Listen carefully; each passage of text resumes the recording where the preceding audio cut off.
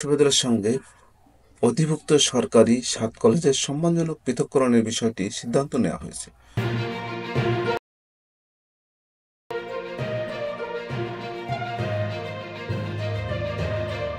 সোমবার দুপুরে ঢাবি উপাচার্যের কার্যালয় সভাকক্ষে 7 কলেজের অধ্যক্ষদের সঙ্গে ঢাবি উপাচার্য অধ্যাপক ডক্টর নিয়াজ আহমেদ খানের জরুরি বৈঠকে এই সিদ্ধান্ত হয়।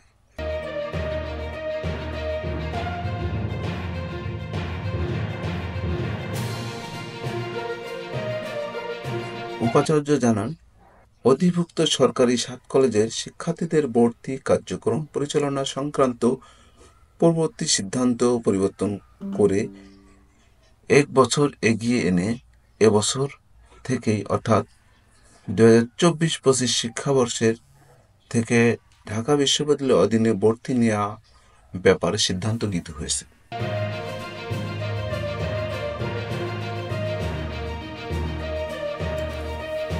উপাচার্য জানান, অধিভুক্ত সরকারি 7 কলেজের শিক্ষার্থীদের ভর্তি কার্যক্রম পরিচালনা সংক্রান্ত পূর্ববর্তী সিদ্ধান্ত পরিবর্তন করে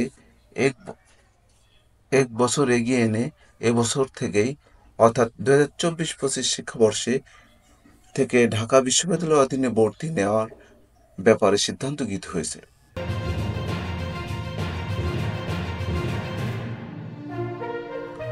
তিনি আরও জানান, শিক্ষার্থীদের দাবি অনুযায়ী 29 ডিসেম্বর 2024 তারিখে শিক্ষা মন্ত্রণালয় কর্তৃক গঠিত বিশেষজ্ঞ কমিটির মধ্যে 2024-25 শিক্ষাবর্ষ থেকে পরবর্তী শিক্ষাবর্ষের কার্যক্রম পরিচালনা করার জন্য সভায় জোর সুপারিশ করা হয়।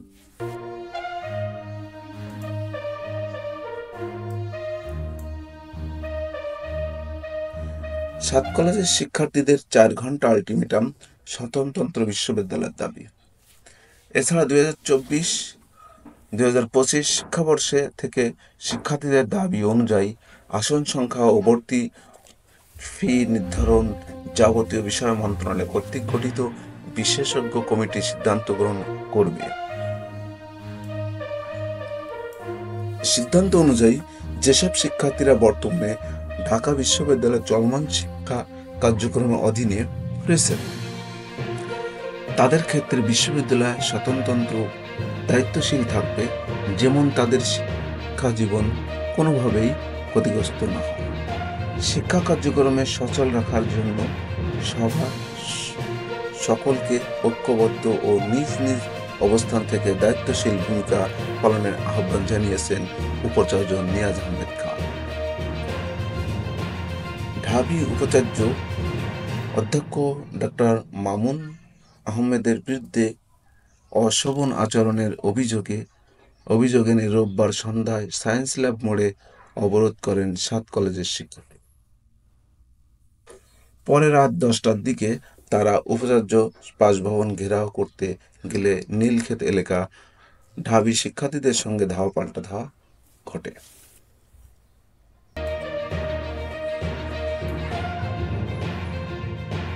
এরপর ঢাবি উপাচার্য সোমবার 7 কলেজের অধ্যক্ষদের সঙ্গে আলোচনা বসবেন বলে জানান।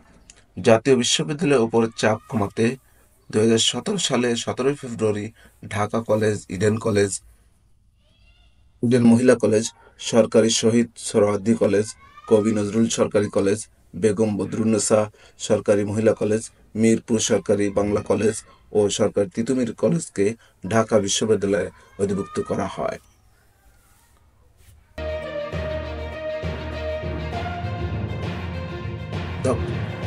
অধ্যাপক ডক্টর মামুন আহমেদ 7 কলেজের শিক্ষার্থীদের সঙ্গে অসৌজন্যমূলক আচরণ করেছেন এমন অভিযোগ তুলে রাস্তা অবরোধ করেন 7 কলেজের শিক্ষার্থীরা।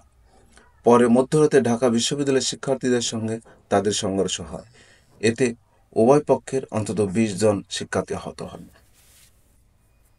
গত 5 জানুয়ারি 7 কলেজের বিভিন্ন দাবি নিয়ে উপাচার্যকে স্মারকলিপি দেন শিক্ষার্থীরা। দাবির অগ্রগতি জানাতে গতকাল রোববার সন্ধ্যায় শতাধিক শিক্ষার্থী তার কার্যালয়ে যান। শিক্ষার্থীদের দাবি, উপাচার্যের সঙ্গে দেখা করতে গেলে তিনি তাদের সঙ্গে অসৌজন্যমূলক আচরণ করেন।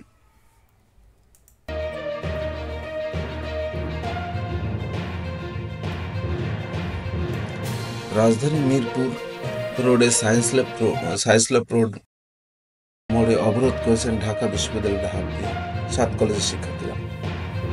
শিক্ষার্থীরা অভিযোগ, 5 দাবিতে তারা ঢাবি উপাচার্য শিক্ষা অধ্যাপক ডক্টর মামুন আহমেদের সঙ্গে দেখা করতে গেলে তিনি দুর্ব্যবহার করেন।